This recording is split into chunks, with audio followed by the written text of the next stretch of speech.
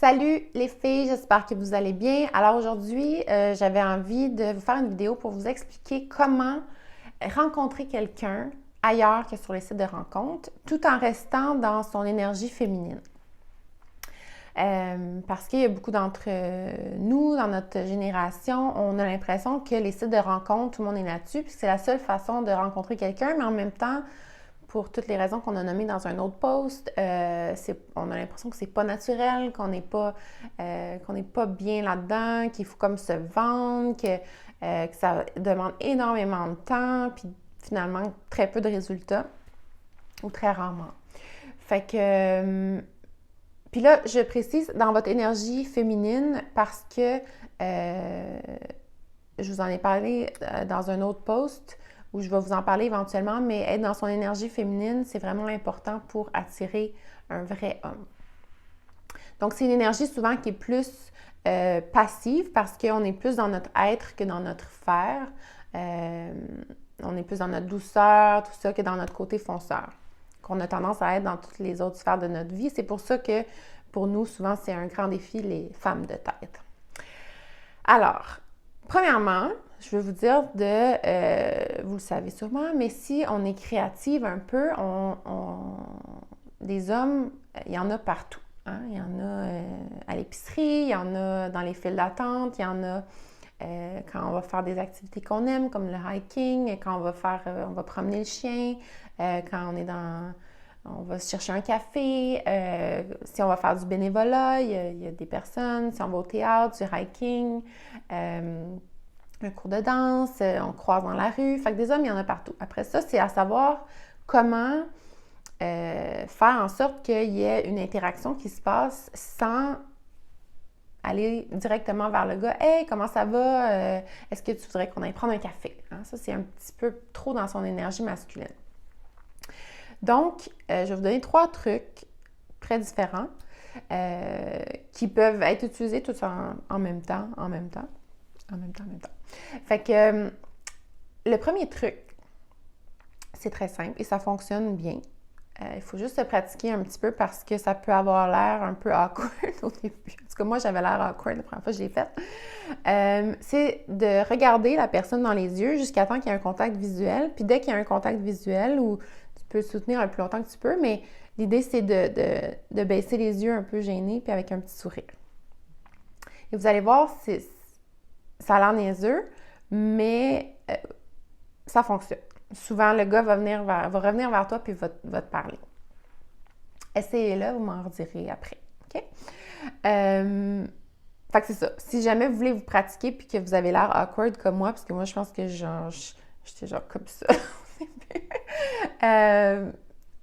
De toute façon, c'est quelqu'un que vous n'allez pas revoir probablement si jamais ça ne fonctionne pas, là.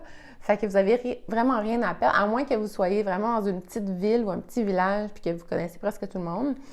Bien, à ce moment-là, allez vous pratiquer dans une autre ville. Mais c'est à force de pratiquer qu'on devient bon.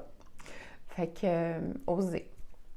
Le deuxième truc, c'est que si jamais, mettons, tu es dans une file d'attente ou quelque chose comme ça, ou dans un bar ou whatever, la fête de quelqu'un, peu importe, chez un ami, puis tu veux initier le contact avec quelqu'un sans... Moi, je pense que tu devrais laisser l'autre demander une date ou demander de se revoir. Ça, c'est ce qu'on parle dans l'énergie masculine versus féminine. Mais ça ne t'empêche pas de lui donner la permission de te parler. Fait que des fois, on peut avoir l'air intimidante, tout ça, ou trop belle ou trop hot. Fait que d'initier le contact avec le gars, que ça soit en disant un commentaire drôle ou juste en lui demandant un service, par exemple. Puis après ça, tu attends de voir si lui, il va partir la conversation avec toi.